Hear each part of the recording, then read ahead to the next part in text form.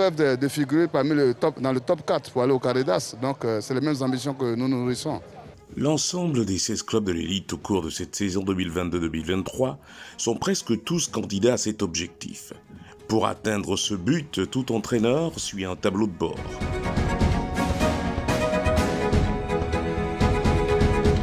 La planification est essentielle pour tout entraîneur qui veut amener son groupe à un bon niveau de performance. Il faut qu'il y ait connaissance du calendrier de la compétition. Il faut qu'il y ait déjà en amont que les objectifs de la saison lui soient fixés. Il faut aussi qu'il ait un effectif à disposition, et les infrastructures, et le matériel de travail. Bon, c'est une équipe qu'on est en train de rebâtir. Je pense que l'appétit venant en mangeant, on va y arriver, mais c'est un travail qui s'ouvre, c'est un nouveau cycle qui s'ouvre pour ce club-là. On va essayer de mettre en place un nouveau groupe, une nouvelle manière de jouer, une nouvelle philosophie, une nouvelle mentalité de jeu. C'est des choses qui ne s'acquièrent pas la première journée, mais déjà avec la préparation, on a déjà mis les bases, et puis au fur et à mesure, on va embellir. Comment le coach prépare-t-il son groupe afin que les signaux soient au vert en fin de saison? Moi, je pense qu'il y a deux étapes. Et la première étape, c'est l'intersaison. Il y a ciblé les joueurs, entrer en contact avec eux et commencer la préparation avec le club. Et il faut dire que la planification annuelle prend en compte trois grandes périodes. Voilà, à savoir la période de préparation, la période de compétition et la période de transition. Pour la préparation, pour la période de préparation, la planification peut s'étendre sur 6 semaines, voire 6 à 8 semaines. Au football, il y a les étapes. L'étape fondamentale. On parle de fondamentale, on parle de l'endurance, capacité, et la puissance, la vitesse. Et maintenant, mais l'aspect technique, technico-tactique. Et voilà comment il pense que je prépare ma saison. Nous commençons la première journée du championnat. Nous avons encore beaucoup de lourdeur de la préparation encore dans les jambes.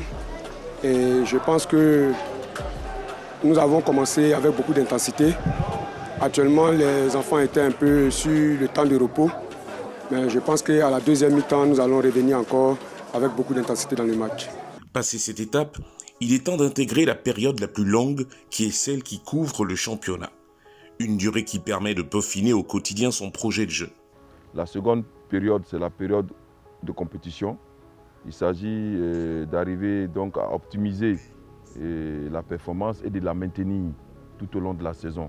Être capable de garder les joueurs sous pression durant toute la saison. Être capable de gérer les émotions. Être capable donc d'asseoir sa philosophie du jeu. Je pense que chaque entraîneur a son objectif et sa philosophie.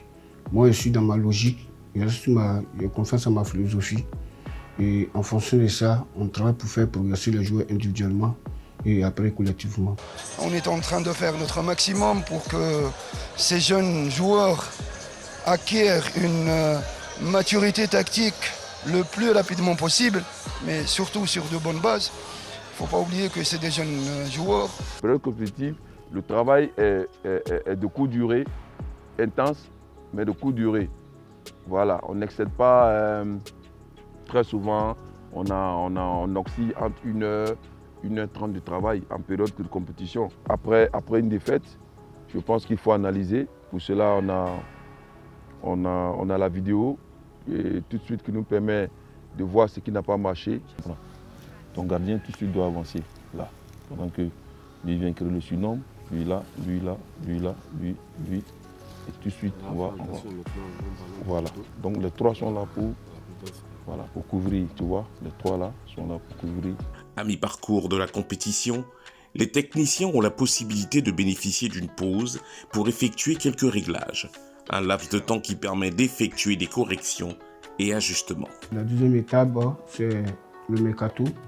Comment gérer le mercato. Puis voici, on a vu des joueurs qui nous ont convaincus et s'il faut renforcer ou pas. En période de trêve, c'est plus du maintien.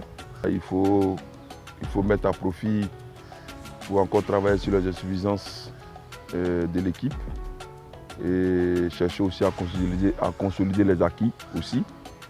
Et de donner d'abord une à 10 jours, mais pas passif.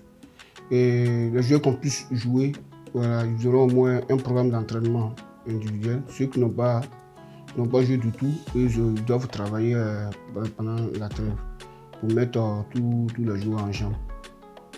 Du jeu, rien que du jeu. La dernière fois, on a essayé de faire du jeu. On n'a pas pu marquer. Maintenant, cet après-midi, il faut être plus efficace devant. Et l'utilisation du ballon devant, on en a travaillé. Donc, c'est le résultat qu'on attend ce soir.